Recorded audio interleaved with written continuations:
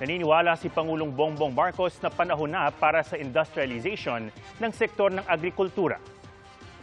We can no longer depend on the informal production of food in the way that we have depended on for very, very long time. We have pushed very, very hard to make sure that in the Philippines by itself, we are able to feed our people. We must industrialize our agriculture.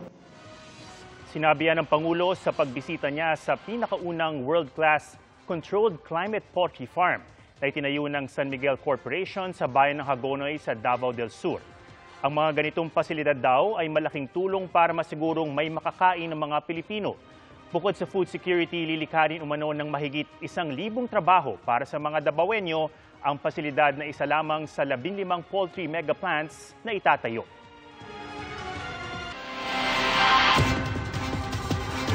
Mga kapuso, samahan nyo kaming tumutok 24 oras. Bisitahin at mag-subscribe sa GMA Integrated News sa YouTube.